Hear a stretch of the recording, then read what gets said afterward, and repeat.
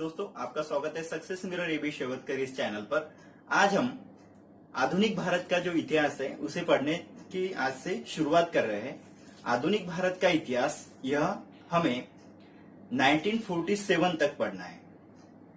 1498 1498 से लेके 1947 तक आधुनिक भारत का इतिहास हमें पढ़ना है। और इसमें आप जो केबीसी के लिए जो भी कैंडिडेट तैयारी कर रहे हैं तो यहाँ पे सीक्वेंस बहुत मायने रखता। यहाँ पे सीक्वेंस बहुत मायने रखता। जैसे आधुनिक भारत के इतिहास में सबसे पहले भारत में कौन आया, तो पहले पोर्तुगीज आए, उसके बाद डच आए, फिर अंग्रेज आए, फिर स्पेनिश आए और उसके बाद फ्रेंच आए। तो ये जो सीक्वेंस है, यह सीक्वेंस आपको याद में रखना बहुत जरूरी है, क्योंकि यह सीक्वेंस आपको फास्टर फिंगरप्रिंट्स का जो राउंड रहता उसमें सबसे मोस्ट टाइम पे रहता है कि सीक्वेंस जल्दी लगाना है, वो भी विद इन 10 सेकंड में आपको सीक्वेंस लगाना है। तो मैं आपको जो भी हिस्ट्री का पार्ट पढ़ाने जा रहा हूं उसमें जो सीक्वेंस आएगा वो सीक्वेंस आप कृपा करके ध्यान में रखिए, उसको एक अलग साइड में राइट डाउन करके रखिए और उसी सिस्टम से उसको मेमोराइज कीजिए। यानी आपका फास्टर फिंगरप्रिंट का जो राउंड रहेगा उसमें भी आपकी तैयारी हो जाएंगी। और बाकी जो कॉम्पिटिटिव के लिए जो मेरे स्टूडेंट तैयारी कर रहे हैं उनके लिए भी आधुनिक भारत का इतिहास बहुत महत्वपूर्ण है। तो आधुनिक भारत के इतिहास में सबसे पहले पोर्तुगीज भारत में आए, उसके बाद डच भारत में आए, उसके बाद अंग्रेज आए, उसके बाद डैनिश आए और उसके बाद फ्रेंच आए। तो पोर्तुगीज 1498 में भारत में आए, 1498 में। डच 1602 में भारत में आए, अंग्रेज 1609 में भारत में आए, डैनिश 1616 में भारत में आए और फ्रेंच 1664 में 1664 में भारत में आए। तो ये सीक्वेंस आपको ध्यान में रखना जरूरी है। आपको जिस सिस्टम से इसको तैयार करना है, पोर्तुगीज का अगर हमने पी ले लिया फर्स्ट में, डैनिश का हमने डी ले लिया, इंग्रज का हमने ई ले लिया और डच का डी, इंग्रज का ई और डैनिश का और डी और फ्रेंच का एफ। तो ये सिस्टम से भी आप इसको ध्यान में रख सकते हैं। PD EDF, PD EDF. तो ये सिस्टम से भी आप जिस तरह आप ध्यान में रखना, आपके ध्यान में जिस तरह रहेगा, मेमोराइज होगा, उस सिस्टम से आप इसको पढ़िए। उसके बाद हम सबसे पहले पढ़ने जा रहे हैं पोर्तुगीज। पोर्तुगीज भारत में कब आए? तो 1498 को पोर्तुगीज भारत में आए। तो पहले पोर्तुगीज ने भारत की खोज किस तरह की? तो पोर्तुगीज जो खलासी था जिसका नाम था वास्को दी गामा ने अफ्रीका के केप ऑफ गुड होप, ये बहुत आए पे है, वास्को द गामा ने अफ्रीका के केप ऑफ गुड होप को चक्कर मारकर भारत में प्रवेश किया। केप ऑफ गुड होप को राउंड मारकर भारत में प्रवेश किया। तो प्रवेश किस समय किया उसने? 27 मई 1498 को उसने भारत के कालीकत बंदर पे उसने पहले प्रवेश किया। कालीकत बंदर कहाँ है? कलकत्ता में। भारत के कालीकत किनारे पर वो पहले पहुंचा। जिस समय वो भारत के कालीकत किनारे पे पहुंचा उस समय भारत के कालीकत किनारे पे कौन सबसे पहले? पोर्तुगीज कौन? वास्को दी गामा भारत के कालीकत जो कलकत्ता है वह किनारे पे वो सब। और जब वो वास्को दी गामा कालीकत किनारे पे पहुंचा तो वहां पे राजा झामोरिन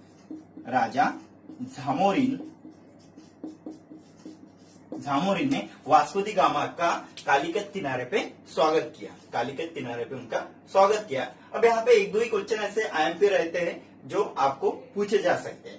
पहला, यहाँ पे पोर्तुगीज का पहला वाइसरॉय भारत में कौन था? तो डी अल्मेडा, यह पोर्तुगीज का पहला खलासी था जो यहाँ पे पोर्तुगीजों ने भारत के लिए नियुक्त किया था, डी अल्मेडा। और डी अल्मेडा 1505 में नियुक्त हुआ था पहला पोर्तुगीज वाइसरॉय के पद पर और उसका मृत्यु 1509 में हुआ था। 1509 के बाद पोर्तुगीजों ने दूसरा वाइसरॉय यहाँ पे नियुक्त किया, उसका नाम था डी अल्बुकर्क।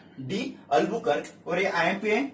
दूसरा जो पोर्तुगीजों का वाइसरॉय है डी अल्बुकर्क, वह पोर्तुगीज सत्ता का संस्थापक के नाम से भी उसे जाना जाता है, पोर्तुगीज सत्ता का संस्थापक। और जो डी अल्बुकर्क है उसने 1510 में यूसुफ आदिल शाह से गोवा जीत लिया। यूसुफ आदिल शाह से गोवा जीत लिया। और जो वास्को दी गामा है, वास्को दी गामा 1498 में भारत में आया और 1499 में वह वापस चला गया। 1498 में पोर्तुगीज खलासी वास्को द गामा भारत में आया और 1499 में वह वापस चला गया। उसके बाद वो सेकंड टाइम 1502 में भारत में आया। सेकंड टाइम 1502 में वह भारत में आया और भारत में सबसे ज्यादा कार्यकाल जो जिन्होंने सत्ता की वह है पोर्तुगीज, जिन्होंने लगभग 451 ईयर्स तक उनकी सत्ता भारत में थी। यानी सबसे पहले आए पोर्तुगीज और सबसे लास्ट गए पोर्तुगीज।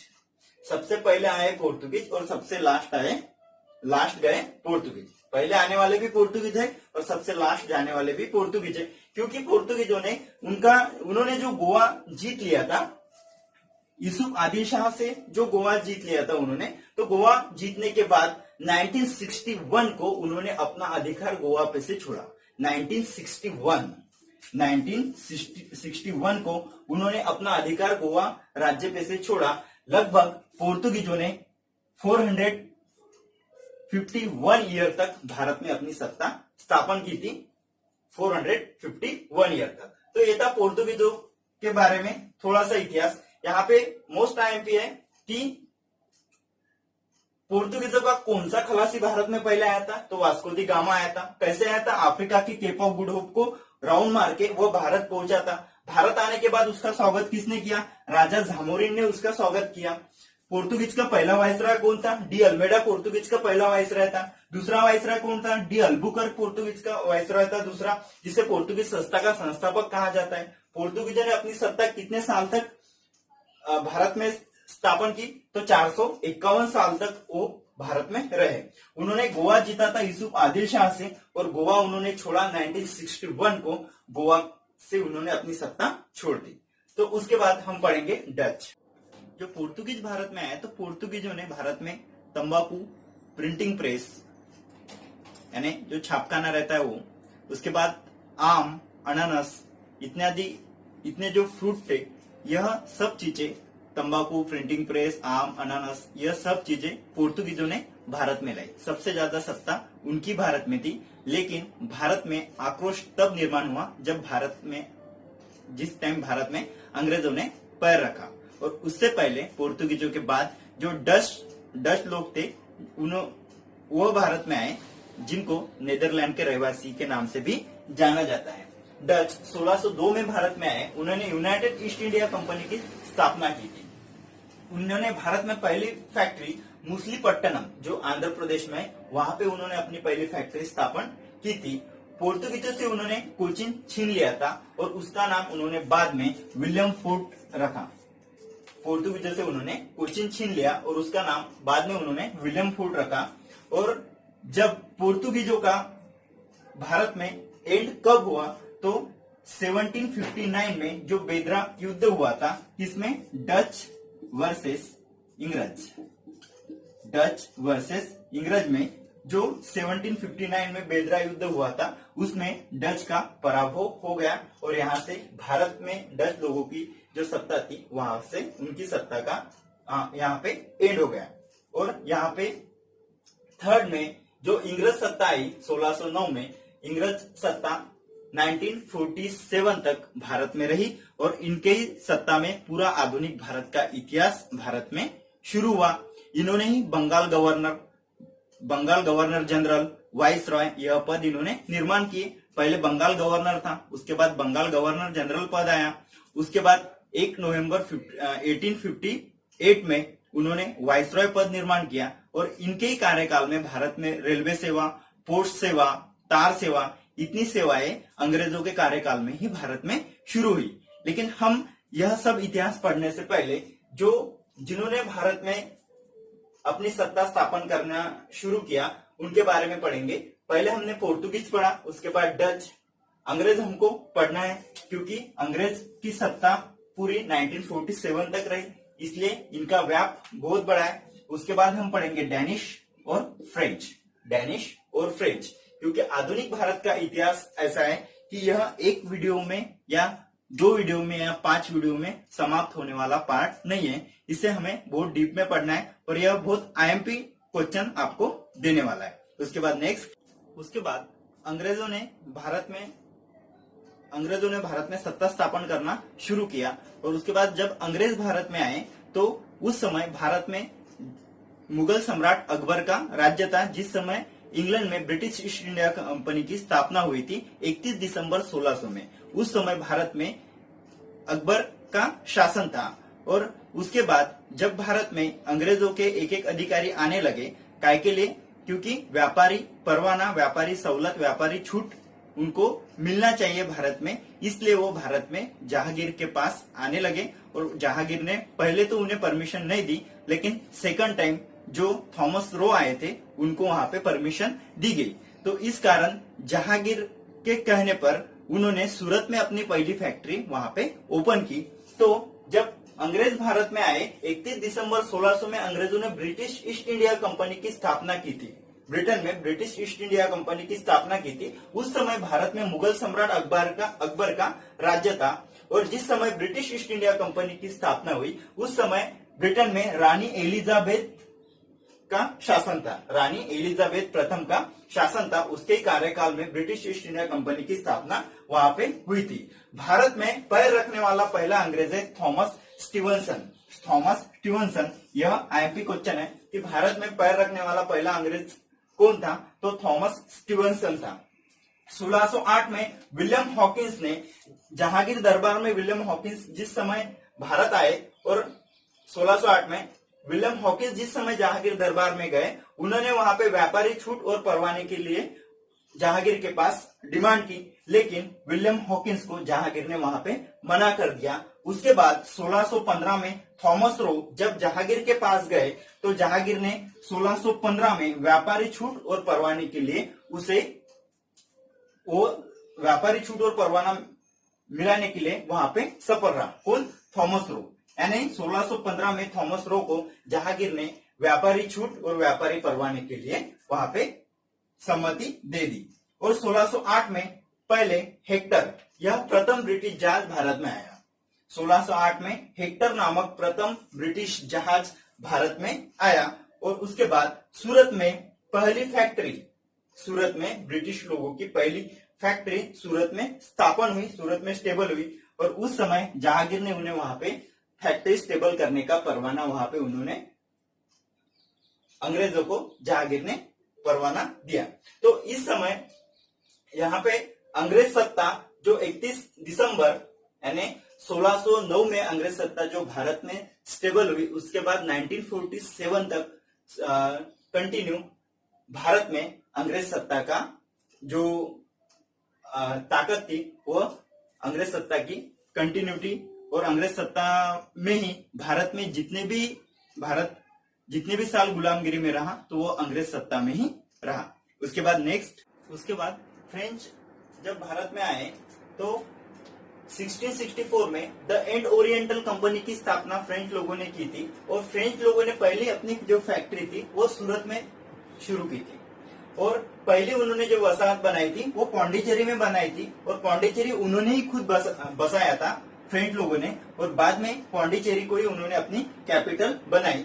पौंडीचेरी पर से उनका अधिकार उन्होंने 1956 में छोड़ा था। 1956 में उन्होंने पौंडीचेरी पर से अपना अधिकार छोड़ा था। ऐसे ही जब गोवा पोर्तुगीजों ने हस्तांतरित किया था तो 1961 में गोवा पोर्तुगीजों ने छोड़ा था। 1961 में गोवा पोर्तुगीजों ने छोड़ा था और 1956 में पौंडीचेरी ये फ्रेंच लोगों ने छोड़ा था। फ्रेंच और ब्रिटिश यानी फ्रेंच और अंग्रेज लोगों के बीच 3 कर्नाटक युद्ध हुए थे। यह ज्यादा आईएमपी नहीं है इसलिए डायरेक्ट लिख दिया कि 3 कर्नाटक युद्ध फ्रेंच और ब्रिटिश में हुए थे। यहाँ पे एक ही क्वेश्चन क्रिएट हो सकता है, 3 कर्नाटक युद्ध किस में हुए थे? तो फ्रेंच और ब्रिटिश में 3 कर्नाटक युद्ध हुए थे। इसके बाद 22 जनवरी 1760 में वांदी की लड़ाई हुई। यहाँ पे 3 लड़ाइयां महत्वपूर्ण है इतिहास में। प्लासी की लड़ाई, पाकिस्तान वर्सेस भारत, ऐसे भी आप इसको याद में रख सकते हैं। प्लासी की लड़ाई, वांदीवाश की लड़ाई और बक्सर की लड़ाई। प्लासी की लड़ाई, वांदीवाश की लड़ाई और बक्सर की लड़ाई। प्लासी की लड़ाई, वांदीवाश की लड़ाई 1760 में हुई थी। प्लासी की लड़ाई 1757 में हुई। वांदीवाश की लड़ाई 1760 में हुई और बक्सर की लड़ाई 1764 में हुई। 1764 में बक्सर की लड़ाई। ये तीनों लड़ाई महत्वपूर्ण है। 22 जनवरी 1760 में जो वांदीवाश की लड़ाई हुई वह फ्रेंच और ब्रिटिश के बीच में हुई। उस समय फ्रेंच का सेनापति था काउंट लॉली और ब्रिटिश का सेनापति था sir Eyre Wood. Sir Eyre Wood. और पौंडीचेरी का गवर्नर उस समय था पौंडीचेरी का फ्रेंच गवर्नर उस समय था डुप्ले। पौंडीचेरी का फ्रेंच गवर्नर उस समय डुप्ले था और पौंडीचेरी पे से अधिकार फ्रेंच लोगों ने कब छोड़ा था? 1956 में छोड़ा था। तो यहाँ पे ये तीनों जो लड़ाई है ये महत्वपूर्ण है। प्लासी, वांदीवाश और बक्सर। प्लासी की लड़ाई 1757, वांदीवाश की लड़ाई 1760 और बक्सर की लड़ाई 1764 में हुई थी। तो इस समय जिस समय आया था पोर्तुगीज, डच, इंग्रज, फ्रेंच, डैनिश लोग भारत में आए, लेकिन उनकी सत्ता ज्यादा समय तक नहीं रही। वो आए और जल्दी उनकी सत्ता संपुष्ट में आ गई और वो रिटर्न चले गए। यहाँ पे सबसे महत्वपूर्ण हमें पढ़ना है अंग्रेज गवर्नमेंट यानी ब्रिटिश गवर्नमेंट। ब्रिटिश गवर्नमेंट का रूल क्या है? ब्रिटिश गवर्नमेंट ने वाइसरॉय, बंगाल गवर्नर, उसके बाद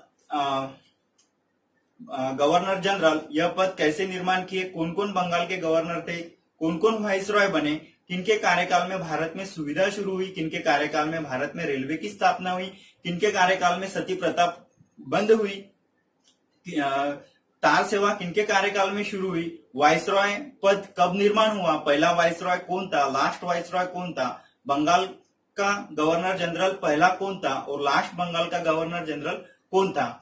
इसके बीच जो कर्नाटक युद्ध हुए, जो प्लासी की लड़ाई, वांदीवाश की लड़ाई, बक्सर की लड़ाई हुई, ये सभी लड़ाई महत्वपूर्ण है। ये किन किन व्यक्ति के बीच में हुई यह भी हमें पढ़ना है। लेकिन इसका जो नेक्स्ट पार्ट है वो यह आधुनिक भारत के इतिहास की शुरुआत थी, इसलिए शुरुआत में हमने जो अभी तक पढ़ा यह सिर्फ शुरुआत है। अभी जो डीप में पढ़ेंगे वो पार्ट सेकंड में आएगा। अभी जो पढ़ा है वो आप एक बार मेमोराइज कर लीजिए। इसमें कोई इंपॉर्टेंट जो चीजें है वो आप अपने खुद के नोट्स में राइट डाउन कर लीजिए। ओके दोस्तों, all the best, your bright future.